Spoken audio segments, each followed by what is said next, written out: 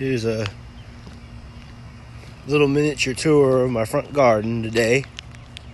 I don't know if this is I don't know really what's going on with my vine plants, but if you look, I think they're being eaten. They really look like they've been eaten by something, but I don't know what. But they all started turning yellow, and then I just started noticing sections of the vine missing. But I originally thought that it was just because they were starting to make pods now.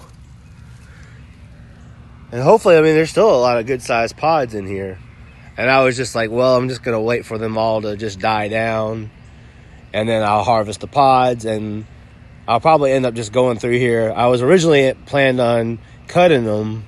But now that I see how they grow, I'll know in the future that whenever I plant these things in the future, I'll plant them with trellises all around them. Because they could have used an early trellis and they would have grown much more bulk height and then had more places for these pods to grow off of. But there's a lot of them in here. I think I'll end up with at least as much as I threw down, if not more. Well, usually whenever they turn yellow like that, it means that there's lack of nitrogen. But beans are nitrogen fixers, so I can't really figure out what the yellowing's from. But I'm not really too worried about it. I never really grow for the end product. I grow to enrich the earth. I grow because I enjoy seeing things grow. And I think it makes the yard look better than a normal lawn does. Here's my little vine stand that I made. And here's my corn that I planted. I got some right here. I don't know where that went. There's some that they're not going to get very big. The ones I planted back like this. This is corn right here. And all the other ones I planted aren't doing so well. But these are actually doing pretty good right here. I need to get in here and weed them. That's the biggest problem, is they all got a bunch of weeds at the base. And then I'll come through with the fertilizer, some nitrogen fertilizer for them after I do that. But here are my other plants.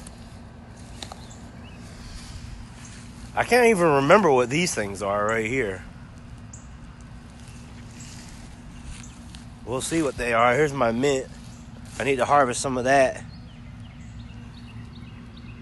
Make some mint tea. That's always good. This is a tomato I'm trying to get to do something, but I keep watering it, and the ground here just stays so dry. I don't know why. Even when it has the mulch on top of it, this bed is just extremely dry. And this is the same thing as here and back here, but I can't remember what it is exactly. I want to say they're tomatillos. Here's the tomato. I'm hoping this is going to start to give me some tomatoes soon. But it just keeps making flowers, but I don't ever see any tomatoes on it. But hopefully that'll change soon. And here's my Swiss chard, and I put up the potato I was growing sweet potato flips off of. I just put the whole potato and everything in this bed to see what it does. Hopefully that'll do something. And then I got these squashes in the ground. Tomato plant here. This actually one goes all the way to this bed here. And then this one here goes to this one. Oh, I need to harvest this a tomato. Here's a tomato harvest. Oh, I don't know what this is right here. Some kind of... Looks like I need to harvest this. Okay, see, this is why I don't grow cucumbers, because they always end up like something like some crazy looking nonsense like that. And here's a tomato I need to harvest right here. Because when they start to turn red, that means they're almost done on the vine. And they're almost done seeding. So they need to be... This one is being... Let me put this down for a second.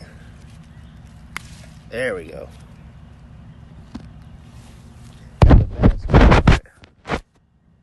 Right here.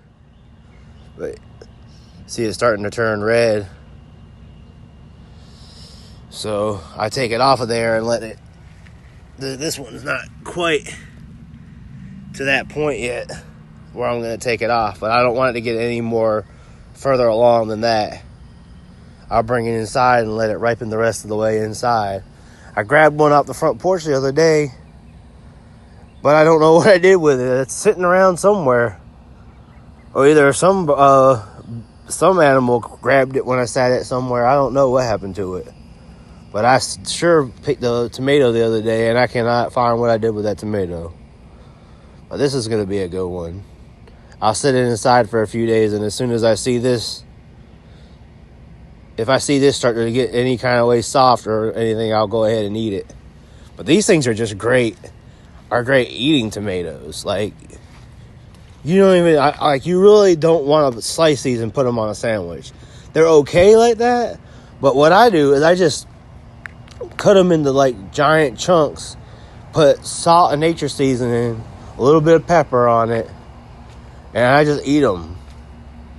They're better to just eat like on the side of something, because they actually have a very good flavor to them. I don't get many tomatoes. I got this whole plant, and it's just on the porch here, and it grows this giant vine, just like my other things, and then it'll just do like 2 tomatoes on the end. That's all you get. That's all I ever get. But they're good. They're really tasty.